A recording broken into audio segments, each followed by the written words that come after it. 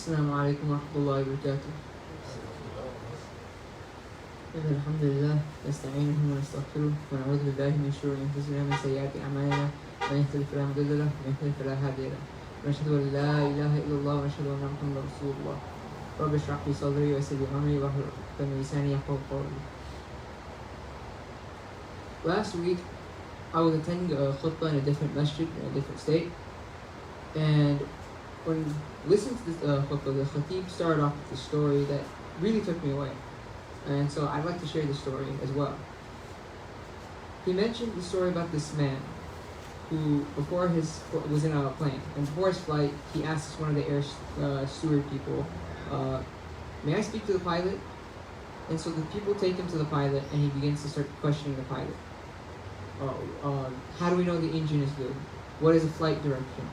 How can I trust you with the turbulence? When are we going to land? So on and so forth. A bunch of these questions. And the man asked the pilot, how much experience do you have in flying?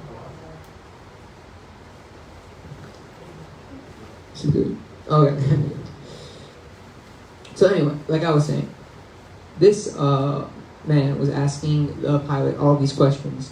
How do we know that this plane is going to land? Things such as the engine, the direction. And then he asked the pilot, how much experience do you have? How do we know?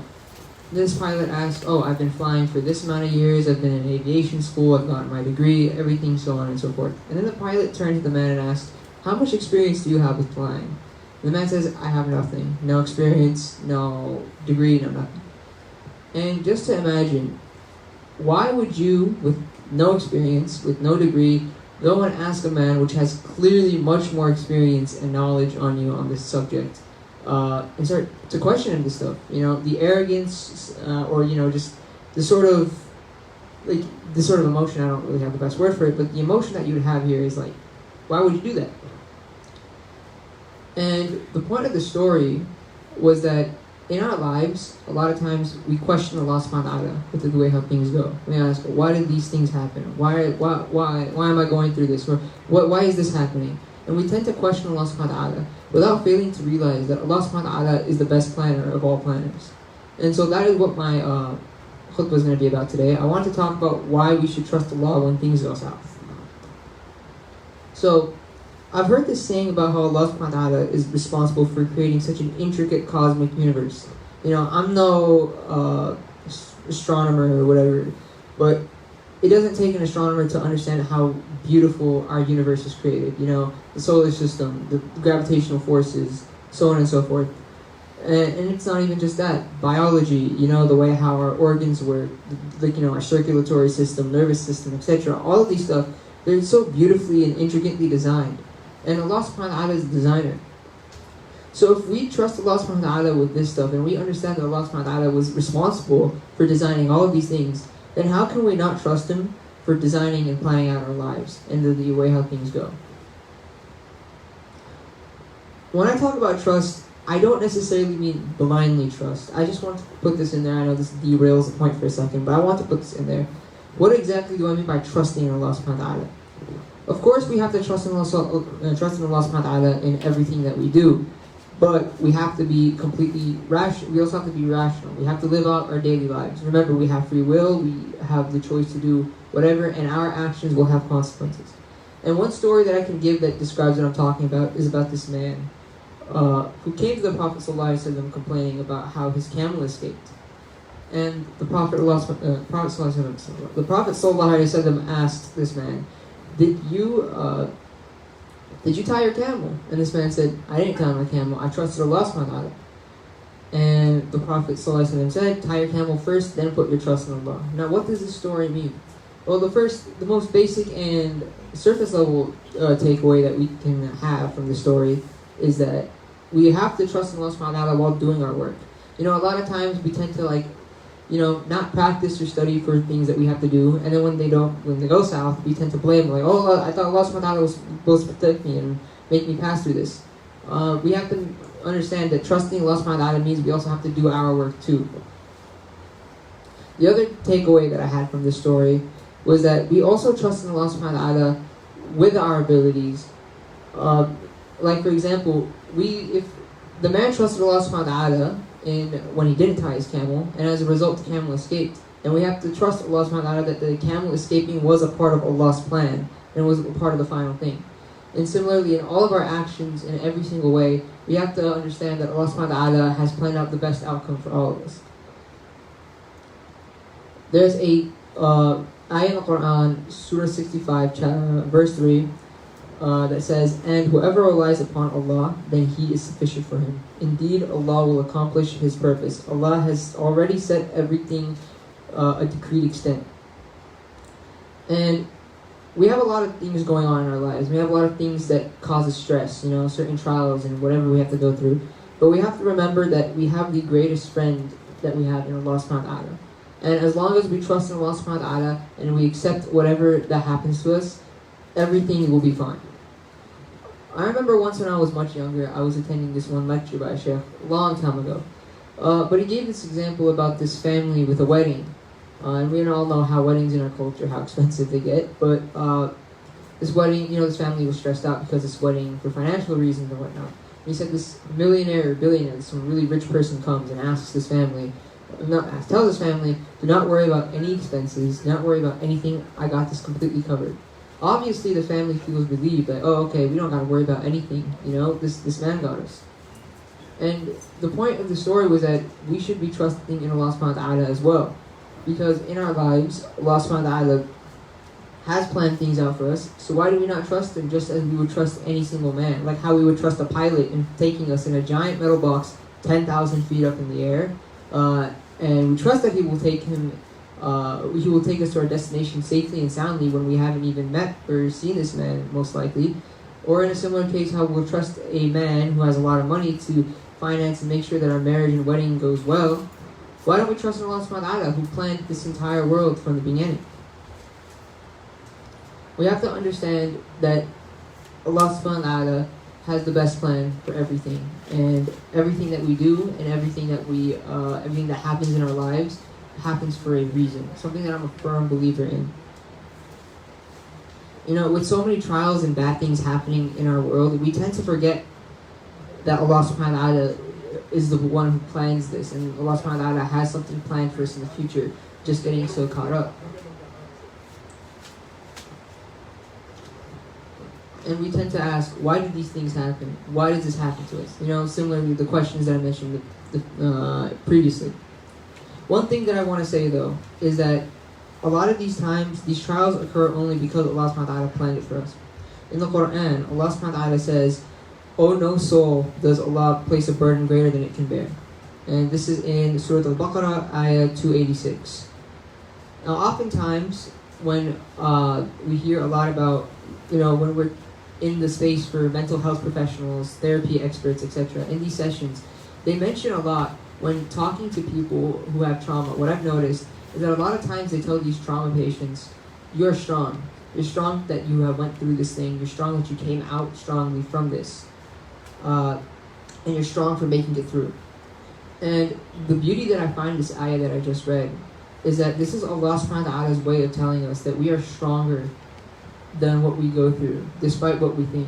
When bad things happen to us and we think, oh, we can't bear this is too hard for us, we must remember that Allah subhanahu wa ta'ala believes in us and knows that we are able to make it pass through this trial, whatever it may be. And as a result, if we follow His plan, things will go the best way for what Allah subhanahu wa ta'ala has intended, because He believes in us. If He believes in us, why should we not believe in us? Sometimes these trials that we go through may be a benefit from either now or in the akhirah. Now,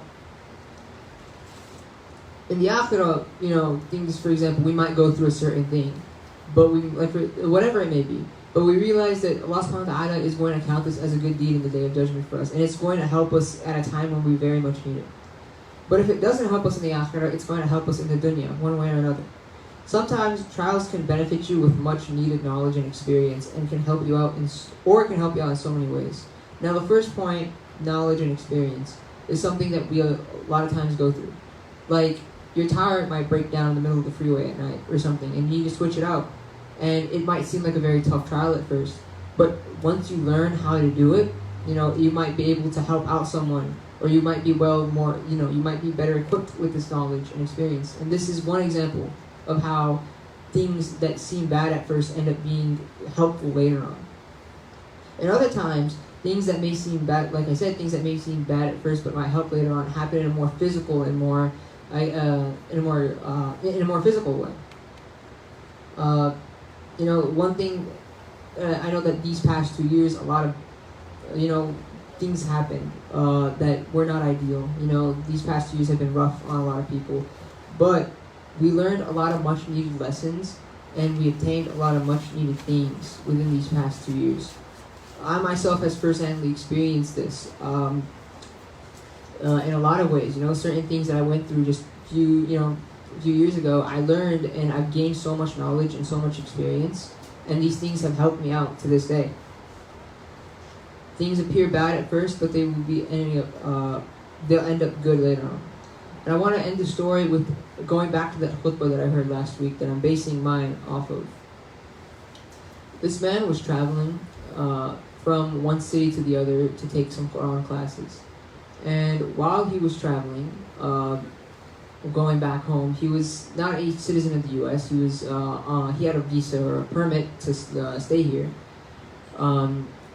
He was pulled over by a police officer for speeding, and the ticket cost him like $300 or something, a lot of money. And so this man went and asked the Shaykh. He said, "Ya Shaykh, I'm going to learn Quran for the purpose of Allah subhanahu wa ta'ala. And why exactly am I being punished for speeding? Why was I punished, and why do I have to pay this money, and why do I have to go through this thing that while I was trying to learn the Quran?" And the Shaykh told him the same exact thing. Just trust in Allah subhanahu wa ta'ala. There is a reason why this happened, and just pay your speeding ticket. Later on, a few years later, this man's visa expired. However, there was this thing going on within his local government or state where if he had proof of residency within the past 10 years, he can extend his work permit or potentially even live in the United States permanently. And guess what he used as proof? That very speeding ticket that caused him so much troubles just a few years ago. There's a phrase that I hear a lot that I also believe in. It's not just that I hear a lot in America. And that's God works in mysterious ways. And, sometimes really small things happen. Minor inconveniences can lead to very big things, one way or another. And as long as we trust in Allah subhanahu wa ta'ala and we believe that whatever He's decreed upon us is what's best for us, it brings so much peace to the heart, knowing that things that happen that appear horrible at first end up being much, much greater for you and the future.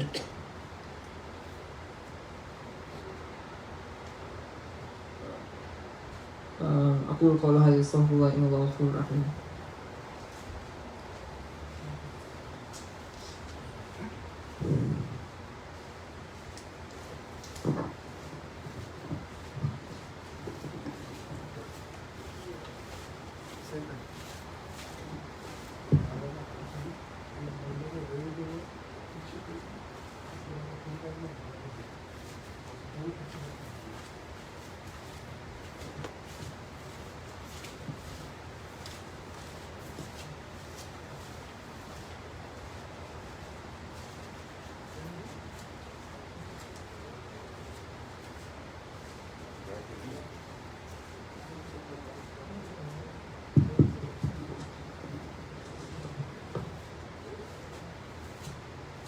Assalamu alaikum. We have a request, some brother found Range Rover and a black Hyundai car, and they're blocking the driveway of the neighbor. So we like, please leave from here right now and remove your Range Rover and Hyundai car right away, because the neighbors are complaining. We're gonna have cops gonna come here. We're gonna have issue them. Please, when you come here, get the parking guideline. The parking guideline is available iitourist.com. We have our website. There is a whole map there. So there are the places there, you can look into it. There are places to park properly. And please, when you pray today, especially leave the one prayer mat space or one musalla space between you, because the numbers of the new COVID cases are rising to 37,000. Which is an alarming situation. We probably supposed to shut down the prayer today, but unfortunately we can't do it because there is other masajid have not announced yet, or Shura Council did not give any guideline right now. So this is try your best as much as, and please wear the mask properly. Don't do 50%, half nose and half mouth. No, please cover properly, and don't shake hands. And when you go out, please leave as much as soon as possible. Keep the minimum exposure here, inshallah.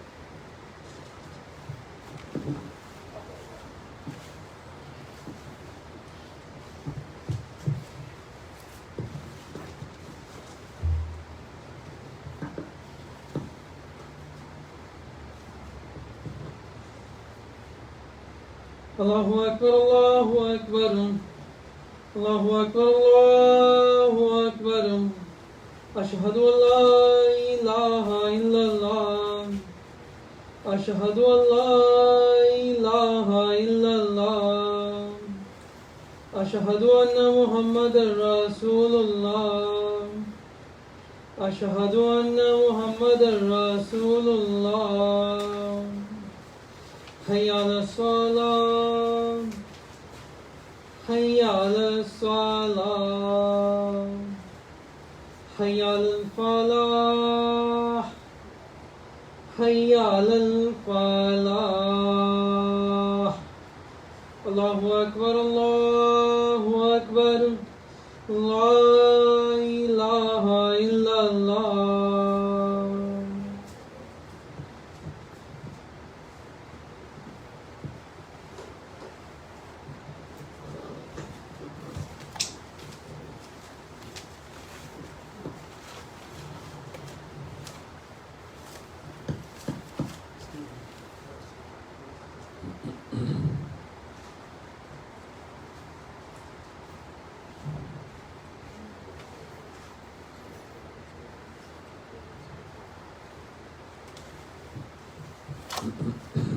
السلام عليكم ورحمة الله وبركاته.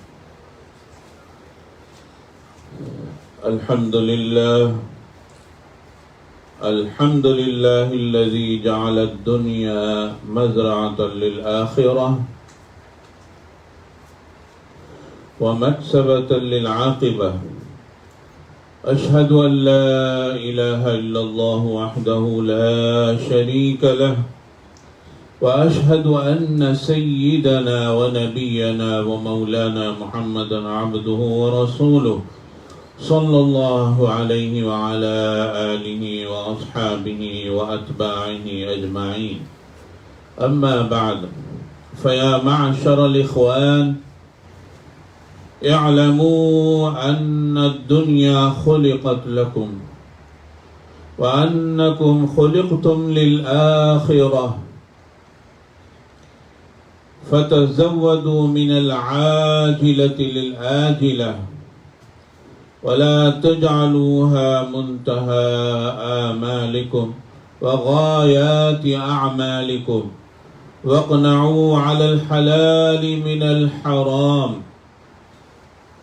مع أداء الحقوق ذي الجلال والإكرام. فقد قال رسول الله صلى الله عليه وسلم: والله ما الدنيا في الآخرة إلا مثل ما يجعل أحدكم إصبعه في اليم فلينظر بما يرجع. واعلموا أن من زعم أن العروج في الدنيا من مقاصد أعمال الإسلام فقد ضل وغوى، وكفر بما جاء به رسوله المصطفى صلى الله عليه وسلم، وتأول كلام الله ورسوله بما لم يرضيه.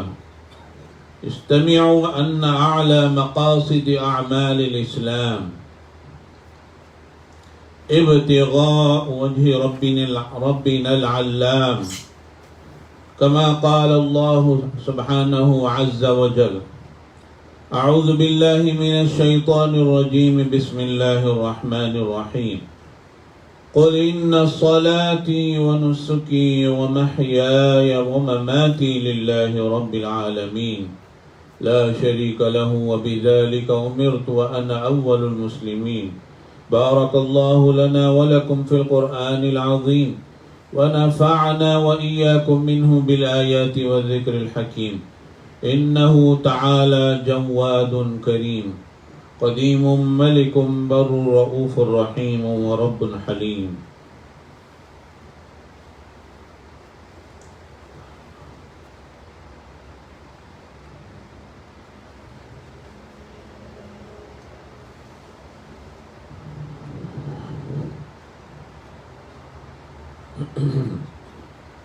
الحمد لله حمدا كثيرا كما أمر، وأشهد أن لا إله إلا الله وحده لا شريك له إرغاما لمن جحد به وكفر، وأشهد أن سيدنا ونبينا ومولانا محمدا عبده ورسوله سيد الخلائق والبشر.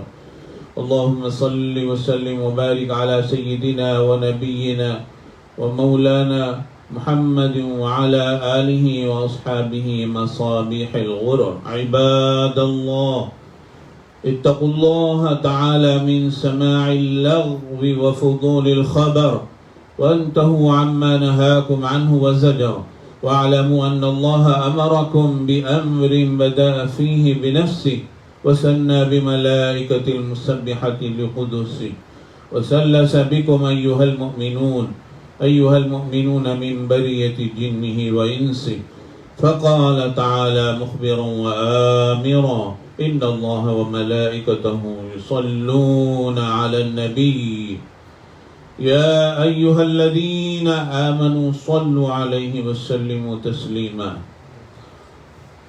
اللهم صل وسلم وبارك على سيدنا ونبينا ومولانا محمد نور القلب وقرة العين وعلى آل محمد، فيا أيها الراجون منه الشفاعة صلوا عليه وسلموا تسليما. خصوصا منهم ذي الأسر العريق أمير المؤمنين سيدنا أبي بكر الصديق رضي الله تعالى عنه، وعلى الزاهد الأواب الناطق بالحق والصدق والصواب أمير المؤمنين سيدنا عمر بن الخطاب رضي الله تعالى عنه، وعلى جامع القرآن أمير المؤمنين سيدنا عثمان بن عفان رضي الله تعالى عنه، وعلى أمير المؤمنين سيدنا علي بن أبي طالب رضي الله تعالى عنه، وعلى تمام العشرة المبشرة، وعلى سائر الصحابة والتابعين رضوان الله تعالى عليهم أجمعين. اللهم أعز الإسلام والمسلمين، اللهم انصر الإسلام والمسلمين، واخذل الكفرة والمبتدعة والمشركين، وكن اللهم حافظهم وموئدهم وناصرهم يا رب العالمين ويا خير الناصرين. اللهم شتت شمل أعداء الدين ومزق جمعهم يا مبيد الظالمين. اللهم انصر من نصر دين محمد صلى الله عليه وسلم، واخذل من خذل دين محمد صلى الله عليه وسلم، واجعل اللهم آمنة مطمئنة سائر بلاد المسلمين، واكتب اللهم الستر والسلامة والعافية علينا وعلى عبيدك الحجاج والغزاة والمسافرين في برك وبحرك من أمة محمد أجمعين. ربنا آتنا في الدنيا حسنة وفي الآخرة حسنة واغفر للمؤمنين والمؤمنات الأحياء منهم والأموات برحمتك يا أرحم الراحمين. والحمد لله رب العالمين. أعوذ بالله من الشيطان الرجيم. إن الله يأمر بالعدل والإحسان وإيتاء ذي القربى وينهى عن الفحشاء والمنكر والبغي يعظكم لعلكم تذكرون اذكروا الله العلي العظيم يذكركم وادعوه يستجب لكم ولذكر الله أكبر والله يعلم ما تصنعون أقم الصلاة.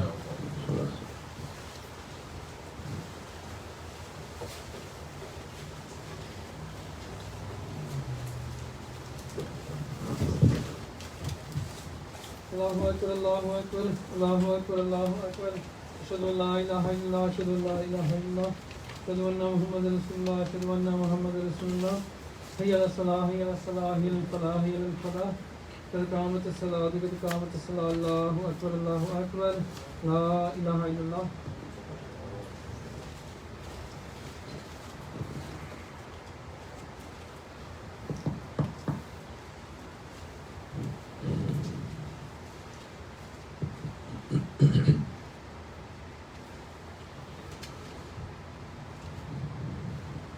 الله أكبر.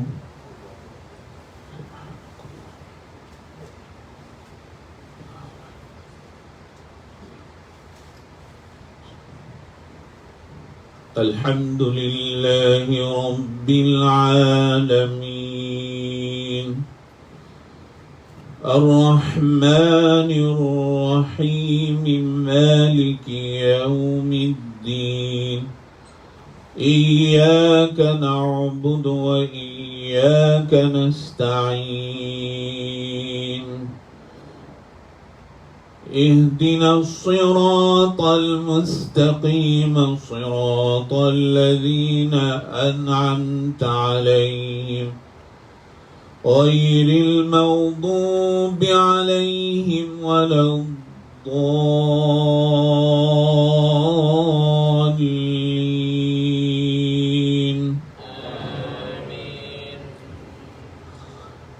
إن ربكم الله الذي خلق السماوات والأرض في 6 أيام ثم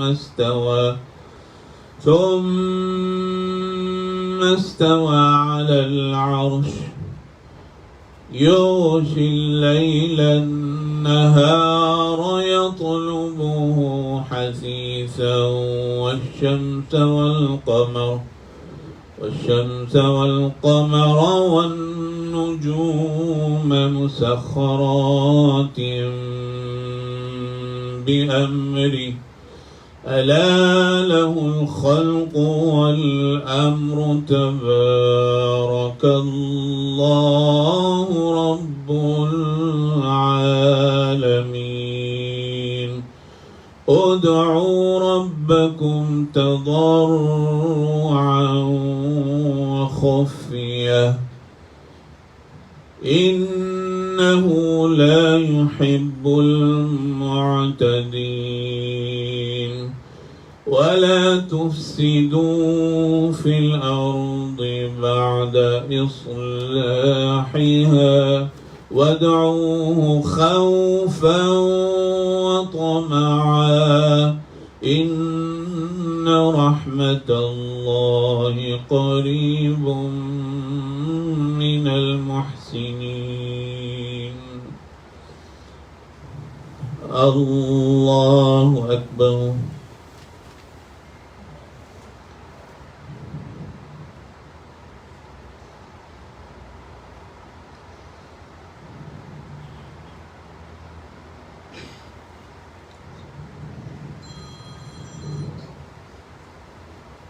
سمع الله لمن حمده.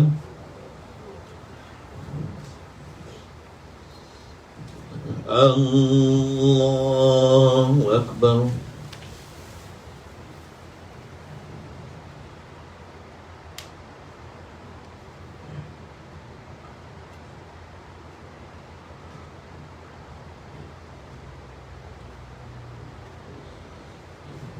الله أكبر.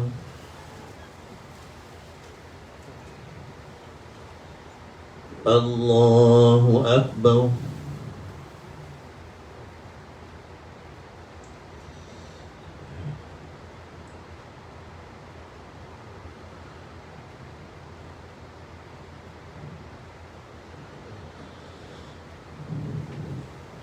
الله أكبر.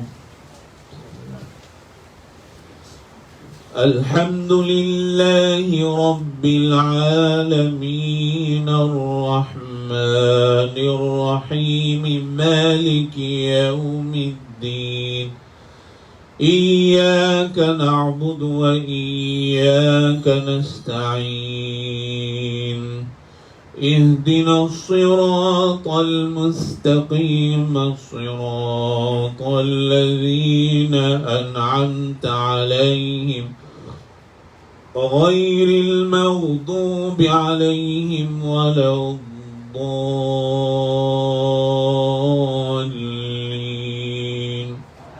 آمين.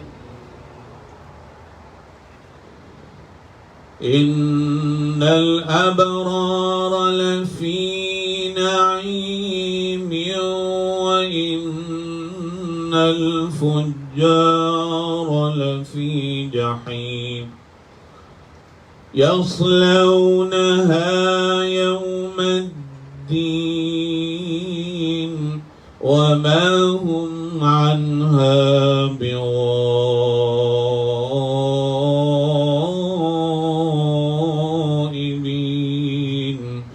وما أدراك ما يوم الدين ثم ما أدراك ما يوم الدين يوم لا تملك نفس لنفس شيئا والأمر يومئذ لله. الله أكبر.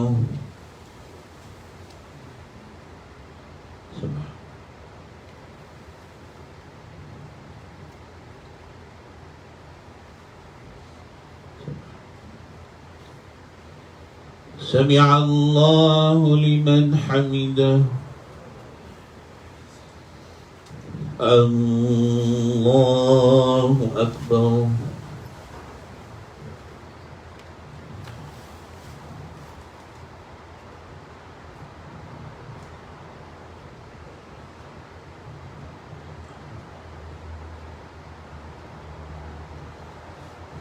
الله أكبر.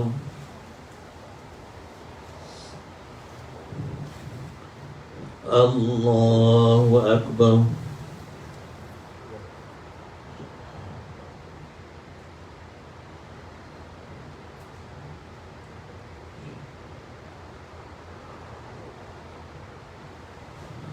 الله أكبر.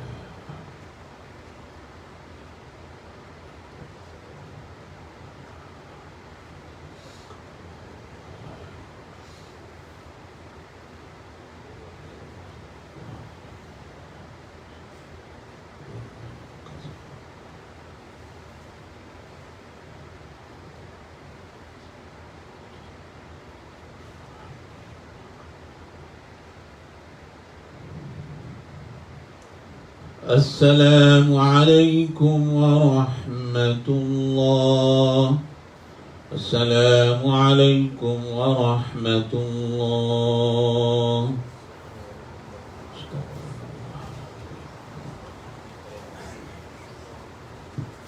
الحمد لله رب العالمين والصلاة والسلام على رسوله الكريم. ربنا ظلمنا أنفسنا وإن لم تغفر لنا وترحمنا لنكونن من الخاسرين. ربنا آتنا في الدنيا حسنة وفي الآخرة حسنة وقنا عذاب النار. اللهم احفظنا من كل بلاء الدنيا وعذاب الآخرة. اللهم إنا نسألك العفو والعافية والمعافاة الدائمة في الدنيا والآخرة. اللهم إنا نسألك من خير ما سألك منه نبيك سيدنا محمد صلى الله عليه وسلم، ونعوذ بك من شر ما استعاذك منه نبيك سيدنا محمد صلى الله عليه وسلم، وأنت المستعان وعليك البلاغ، ولا حول ولا قوة إلا بالله العلي العظيم.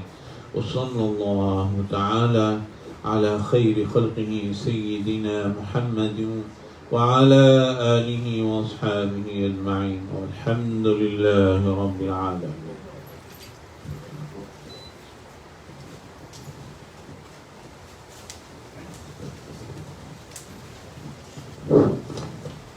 Assalamu alaikum. Thank you Allah subhanahu wa ta'ala for the khutbah. May Allah accept from brother Zoraiz Hashmi and Qari Abdul Majid. ICNA and IIT is arranging the drive-through food distribution tomorrow, Saturday, January 8 from 12 to 2 p.m.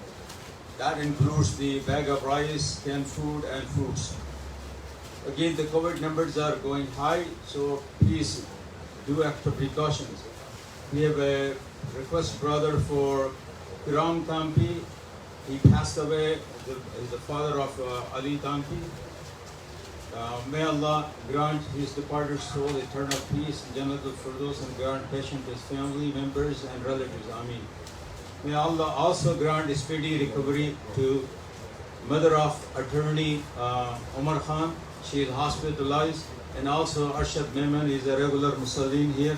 May Allah give them a speedy recovery. Ameen.